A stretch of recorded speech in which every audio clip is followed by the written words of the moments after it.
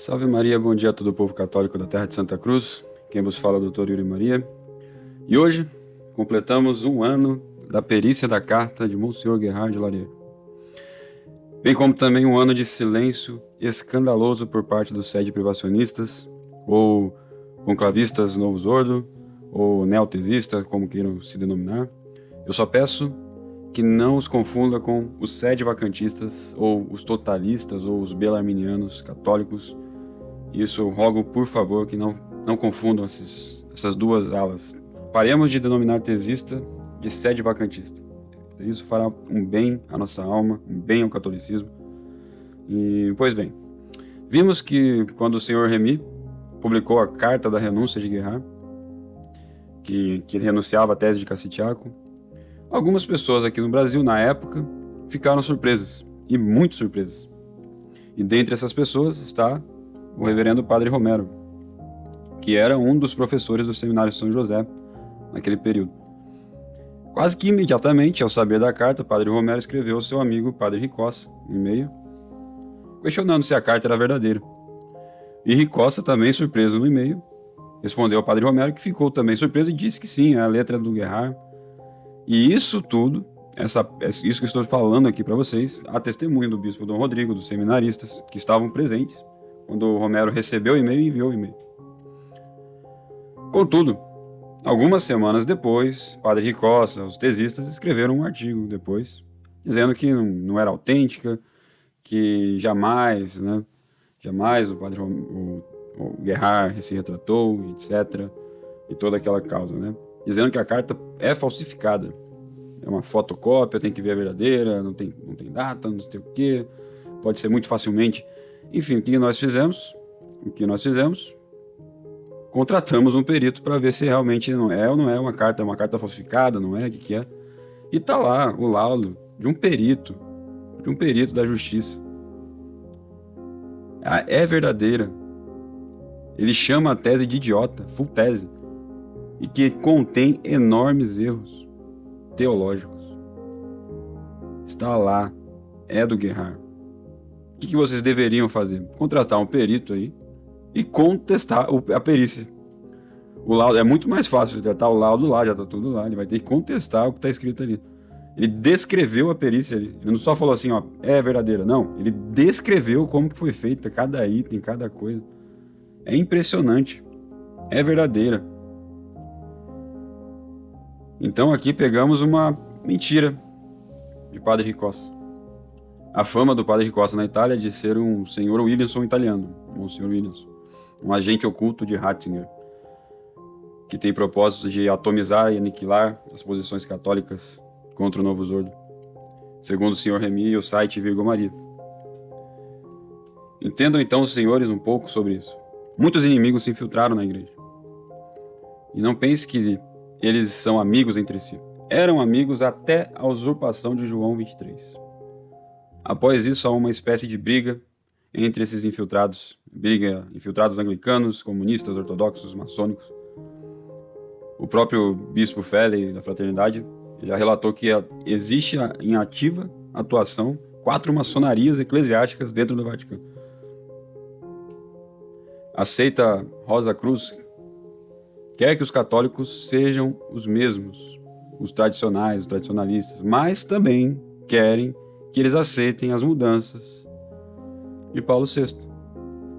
Porque assim eles vão conseguir legitimar a sua igreja protestante com aquela teoria dos 3 ramos e dizer que essa igreja episcopal da Inglaterra, essa protestante, os ortodoxos e a católica formam a igreja de Cristo, verdadeira. São 3 ramos de uma só videira. Essa é a teoria herética que foi proposta aí para que nós seguíssemos. E para isso querem a todo custo esconder dos católicos a mudança essencial dos sacramentos da ordem de Paulo VI. E para isso eles infiltram seus agentes nos meios tradicionais. Tem que ser nos meios tradicionais. Porque a resistência a essa heresia modernista está nos meios tradicionais. Qualquer pessoa com o mínimo de conhecimento básico olha para aquilo ali, aquela igreja que está ali, que estão querendo falar que aquela ali é a igreja visível, impressionante, e falam, isso aí jamais é católico. Um DJ tocando, um padre DJ tocando e sendo promovido, querendo ainda ser bispo, né? Enquanto a gente aqui rezando a missa em latim é excomungado, é tratado pior que o pior prisioneiro de todos os tempos da Igreja Católica. Impressionante. Ecumenismo para todos os protestantes, ecumenismo zero para os tradicionais. É assim que funciona o Novus Ordo. Então é isso, eles querem esconder os sacramentos. Por quê? Porque assim eles querem que nós aceitemos o Novus Ordo e querem assim também esconder a invalidade dos padres e bispos do Novus Ordo. E é isso a essência do plano dos cabeças da fraternidade, da resistência e também deste Instituto Mater Boni Concilii de Ricossa. Ricossa escondeu e negligenciou o estudo sobre a validade das ordenações e sagrações sacerdotais do Novus Ordo. Ricossa também interpretou hereticamente o Apocalipse de São João, dizendo que ele não fala de eventos futuros, mas sim do passado até o período de Nosso Senhor Jesus Cristo aparecer na Terra. Então, Ricossa premeditadamente confundiu os católicos sobre os documentos do Santo Ofício, com o intuito de dizer que a aparição de Nossa Senhora de La Salette foi condenada. E tal aparição é tão essencial aos nossos tempos, é tão evidente que aconteceu aquilo mesmo. Uma perderá a fé. Segundo os bispos e papas da igreja, é uma espécie de apocalipse de Nossa Senhora. Ricossa e seus adeptos da tese incentivam os católicos a menosprezarem as aparições privadas, bem como as de Nossa Senhora de Fátima, de La Salette, entre outras. Todos que falam que essa Roma aí é apostasia geral, né? E tudo isso para deixar os católicos o quê? Mansos e mornos com essa usurpação de Roma e para esconder os avisos dos céus sobre essa apostasia. Dar uma visão mais amigável, favorável a esses hereges malditos. E os seus propósitos são os mesmos que os da maçonaria. Querem ter um vínculo com essa seita Novus Ordo, deixar os católicos nas suas dependências. E isso é o mesmo que deixar os católicos nas dependências da maçonaria eclesiástica satânica. Vemos as suas táticas, que é tão antiga como a serpente, de enganar os católicos. Primeiro eles ganham a confiança, publicando artigos, obras de grande valor, de grande peso, mostram, né, a erudição toda. E após adquirido o respeito e a fama, eles vão introduzindo suas pequenas heresias, vão cortando aqueles mais, os mais católicos fervorosos ali, ocultando as ocultações maçônicas e suas artimanhas. A gente não viu isso? O padre Ricossa começou a reabilitar cardeal Rampolla do nada, como um cardeal ortodoxo da fé, desviando a atenção dos católicos da maçonaria satanista Rosa Cruz. Que padre que está assim tão preocupado com a atenção dos católicos aceita Rosa Cruz? E é tão feio, não sei se é a palavra feio, né? Eu não vou falar outra palavra aqui que não cabe, mas é uma coisa pior, queria falar uma coisa pior, mas é tão feio um padre mentir. E como pode Padre Ricossa mentir desse jeito. Então, meus caros, faz um ano que não tivemos nenhuma resposta da carta de Gerhard, que foi periciada. A forma da perícia está lá bem descrita. Impossível negar. A carta é do próprio Gerhard. A perícia serve para isso. E não há nenhuma falsificação. Estamos hoje aqui sem nenhuma resposta. 0, 0, 0. E o que é impressionante, como temos o fato de que Gerhard renunciou à tese, e ainda chamou de tese idiota, com enormes erros teológicos, ninguém mais, ninguém menos que Gerhard, um teólogo autorizado de Pio XII para dizer isso, não é? Isso já deveria bastar para qualquer tesista normal, que a pessoa que vai entrar na tese, o próprio inventor da tese, que é o teólogo autorizado, já disse que é uma tese idiota e que contém enormes erros. Agora, essa parte teólogo autorizado de Pio XII, essa questão toda orquestrada do Gerhard, essa coisa montada, a gente tem que um pouco que desmontar aqui. Porque nós estamos lidando com tesistas. E a gente viu aqui que tesista não é uma pessoa que se possa confiar. Precisa dizer mais alguma coisa a uma pessoa que muda a interpretação do Apocalipse de São João. Isso é heresia. Isso é heresia. De pessoas que premeditadamente querem condenar uma aparição de Nossa Senhora, em que ela está chorando. Enfim, vimos que Gerhard renunciou à tese, porém algo de estranho cheira no ar, tão podre quanto o cheiro de heresia e mentira, né, do Monsenhor Sembor, que foi desmascarado ali pelo Gabriel, senhor Gabriel, do Instituto Santa Maria Margarida Lacoque. E Monsenhor Sembor ali oculta premeditadamente as passagens nos teólogos, né, para provar sua tese nova ali inventada de Cassitiaco. Uma vergonha, uma coisa imoral, indigna, digna de uma boa fogueira nos bons tempos do catolicismo. Estamos lidando com tesistas e devemos desconfiar. É isso mesmo, devemos desconfiar. É uma paixão desenfreada. O amor pela verdade não está aqui. Gerhard renunciou à tese e cheiramos algo de estranho no ar quando a gente lê o artigo do Dom Murro, de Padre Murro, acho que é assim que se pronuncia, Padre Murro, e amigo do Ricossa, e esse artigo era sobre a morte de Gerhard. Então lá ele narra para a gente como que foi essa morte de Gerhard. E os testemunhos desse artigo são ele e o Padre Ricossa. Então o Padre Ricossa você já vê que não tem muita confiança, né? Vamos dar um voto de benevolência pro Murro, vamos ver o que ele está falando aqui. Só que para azar dos tesistas, eu sou médico e por coincidência também nasci no mês e no ano da publicação desse artigo. E agora eu vou analisar a situação médica de Gerhard descrita no artigo e vamos ver se é crível tudo aquilo que o artigo já é escrito de forma dramática, parece que ele está falando de um santo ali. Vamos ver. Então, o artigo ali, como morre um homem de Deus, né? Ele descreve a gravidade da doença, ele estava com uma doença hepática ali, insuficiência hepática, né? Então, ele sabe-se que manteve a lucidez quase até o fim, para grande espanto dos médicos e das enfermeiras. Apesar da sua fraqueza e do seu cansaço, ele continuou a examinar a verdade sobre várias questões. Quer fossem argumentos doutrinários, responderam os visitantes aos sacerdotes para esclarecer, explicar, aprofundar certos aspectos da tese de Cassitiaco. Então aqui ele já colocou a sua pitada de dando legalidade. Só o Ricossa e o Murro sabem esses aspectos, né, aprofundados da tese que o Gerhard disse ali à beira-lei. Então eles têm ali, eles poderiam ali, então, segundo esse artigo, ser favorável a esses dois padres aí continuarem a inovar a tese, porque ela caducou, eles podem agora inovar. Aí, porque eu tava lá na morte do Gerhard, ele falou pra mim umas coisinhas, então acredita em mim. É isso aí que tá dizendo esse artigo. Depois ali, mais pra frente, ele fala como que foi, então ali, pelo que eu vi aqui, o Gerhard tava com insuficiência hepática, como ele durou 1 mês e pouco ali, provavelmente alguma cirrose ou algum hepatite, alguma coisa assim. Não sei se era um câncer, parece que era um câncer hepático ali, e parece também, ele fala depois um outro artigo do padre Romero, que quando ele fez, respondendo ao senhor Remy. Ele fala aqui, o padre Romero, né?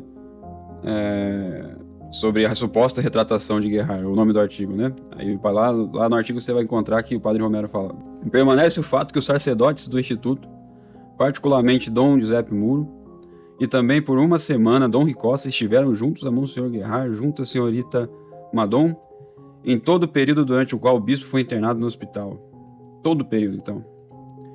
Confira no artigo do Dom Murro. Então, a pessoa tem que crer que Dom Murro e Padre Ricossa estavam lá. Então você tem que crer em dois tesistas fanáticos dizendo que Gerhard sustentou a tese no fim da até o fim da sua vida.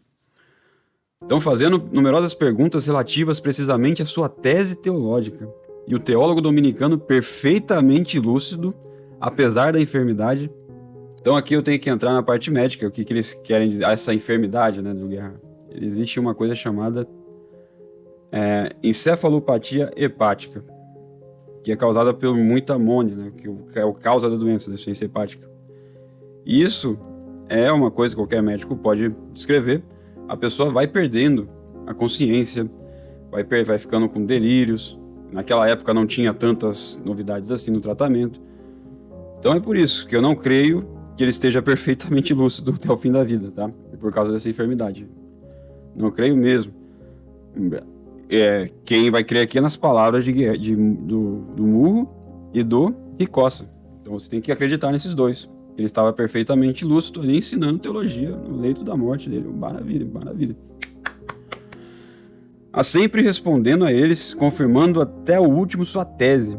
Eles consideram que o amor da verdade de Monsenhor Gerhard, do qual tanto fala o mesmo senhor Remy, o havia obrigado, se houvesse realmente mudado de opinião, a advertir em primeiro lugar a estes sacerdotes que haveriam se seguido em erros teológicos enormes. Então, câncer hepático em estágio final, provavelmente era isso que Gerhard tinha, provavelmente pelo tempo, né, pela causa também, provavelmente é isso. Mas no último dia de sua vida, prestes a suspirar para a morte, Dom Murro em seu artigo, que é um artigo, se você ler, é propagandístico, estilo da KGB. Estilo KGB. Escreve ali que Gerhard conseguiu discutir novos aspectos da tese aos seus visitantes, né, os dois padres mais fanáticos do mundo da tese, e ainda conseguiu rezar o rosário, meditar e recuperando a lucidez de forma até que os médicos e enfermeiras ficaram surpresos. Nossa, como está lúcido com essa doença. Impressionante. Impressionante. A gente sabe que paciente assim com muita amônia e afeta o neurológico do paciente, causando encefalopatia hepática, causando confusão mental. É importante. Em estágios mais graves, até o coma, a dor abdominal, um abdômen distendido ali, né? Constipado, é também insuportável, bem como a falta de ar, né? Tem também isso, causado pela retenção hídrica, pela pressão abdominal, entre outras coisas. Então, diante de tudo isso, né, ele não estava comendo nada, estava lá emagrecido, estava lúcido, pleno, conversando, debatendo teologia com os padres Murro e padre Ricossa. Então é isso que o padre Murro quer nos fazer acreditar. Gerhard estava lindo, lúcido, calmo, discutindo tranquilamente novos aspectos da tese, e então suspirou. É isso mesmo. Então a gente tem aqui duas vertentes. Uma, a carta que é de Gerhard, verdadeiramente provado. A letra é dele, a carta não é falsa, não tem falsificação. Eu quero ver a original. Esse documento mostra que não precisa da original. Ele consegue ali já ver se tem ou não alguma falsificação. Temos de um lado isso, toda essa prova legal, que é do Gerhard. E do outro lado, ter duas testemunhas dos mais fanáticos, o padre Ricossa, que já vimos que é mentiroso, e um dos piores lobos que possa existir, totalmente infiltrado, totalmente se passando por tradicional, sede vacantista, etc. E temos aí o padre Murro, que fez esse artigo propagandístico todo. Pega esse artigo, dá uma lida, coloca uma música bem melosa, bem chorosa, e dá uma lida. Que propaganda de... E temos que confiar nessas duas testemunhas, contra o laudo pericial. Então aqui eu creio que é outra mentira do padre Murro. Gerhard renunciou à tese. Os dados clínicos da doença não batem com a apresentação no leito de morte pelo padre Murro. E é triste, essa tese é triste. Temos aqui também outras falácias inventadas pelos tesistas a respeito do Gerhard. A gente também eles sempre falam, né, o Gerhard foi o primeiro a não citar o nome de Paulo VI na missa, então devemos isso a ele, nossa, que honra. Então os tesistas dizem isso, esquecendo, porém, que aqui há um equívoco. E também eles fazem isso para menosprezar quem foi o verdadeiro, né, autor da missa não unacum. Se o senhor é padre ou bispo, você, Padre Gabriel, padre da CMRI, Frei Diabo, se reza hoje a missa em não união, a missa não unacum, você deve agradecer ao reverendo Padre Secada, e não a Gerhard. Porque se dependesse do Gerhard, o senhor rezaria a missa unacum sedes apostólica. É isso mesmo, uma novidade teológica tão nova quanto qualquer novidade dessa seita do Concílio Vaticano II. Unacum sedes apostólica. Impressionante. Inclusive, eles rezam isso aí, inclusive até hoje, se brincar, lá na Itália. Outra coisa, né? Gerhard foi teólogo de Pio XII, responsável pela proclamação do dogma da Assunção. Quando eles falam assim, parece que foi o Gerhard que foi lá e promulgou o dogma da Assunção de Nossa Senhora. Eu procurei isso daí, né? Procurei a fundo. Só tem uma pessoa que escreveu sobre o Murro, Padre Murro. Então, se você fala isso aí, Gerhard estava ali com Pio XII, escrevendo para Pio XII, só confirma só Pio XII aqui, só assina aqui, proclama que tá tudo feito. Se tu crê nisso, é por causa do Padre Murro. E foi o único lugar que eu encontrei essa informação. Pelo contrário, quando eu vou pesquisar sobre essa proclamação, tinha pedidos do mundo inteiro, tinha 3 milhões de leigos da Espanha, não lembro o número, foi um número muito grande, de leigos da Espanha pedindo, outros padres e bispos. O Pio XII pediu o conselho de 350 bispos e então escreveu o dogma. 350 bispos. E a escrita está totalmente no estilo rebuscado único de Pio XII. Ele gostava de escrever por conta própria todas essas coisas. Todas as coisas. Então, a única coisa que eu vi isso daí foi com, né, o Padre Murro. Eu acho que isso é uma propaganda também. Porque eles querem... A gente tem que fazer uma desconstrução desse mito do Gerhard.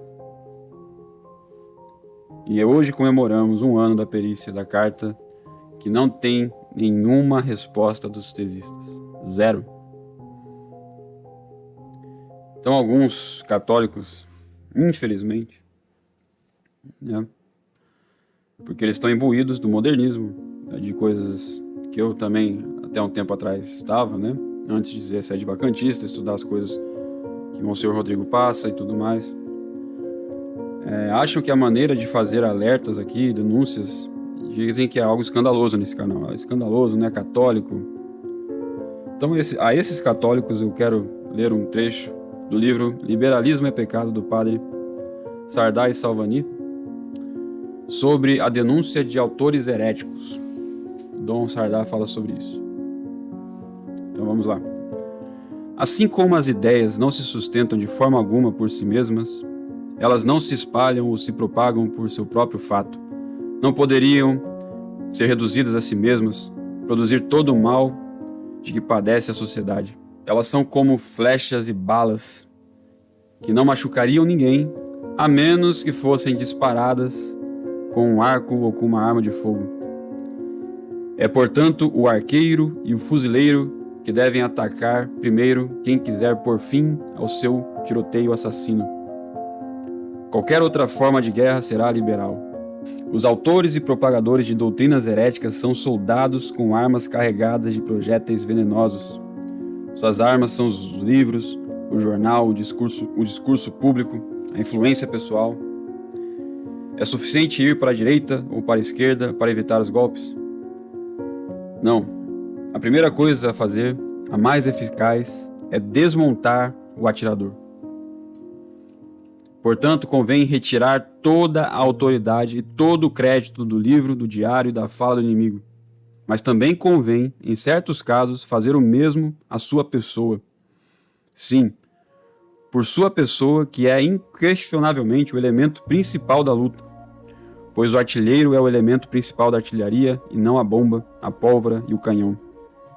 Portanto, é lícito, em certos casos, revelar sua infâmia em público, ridicularizar seus hábitos, arrastar seu nome na lama. Sim, leitor, isto é permitido em prosa, em verso, em caricatura, em tom sério, lúdico, por todos os meios e processos que o futuro inventar. Por todos os meios e processos que o futuro inventar. Só é importante não colocar mentiras a serviço da justiça. Os padres que já citamos fornecem provas dessa tese. Os próprios títulos das suas obras dizem, em voz alta, que em suas lutas contra as heresias, seus primeiros golpes foram dirigidos contra os heresiarcas. As obras de Santo Agostinho trazem quase todas no cabeçalho o nome do autor da heresia que combatem.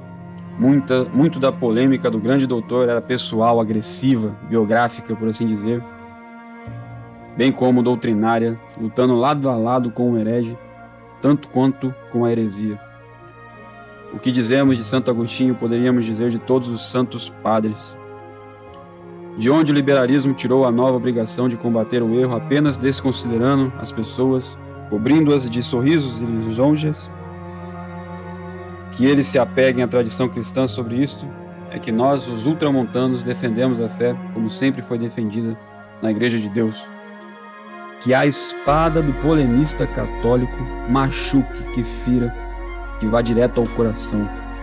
Esta é a única maneira real e eficaz de lutar. Dom Sardá Salvani, Liberalismo e Pecado, 1884, capítulo 23. Salve Maria, bom dia a todo o povo católico da terra de Santa Cruz.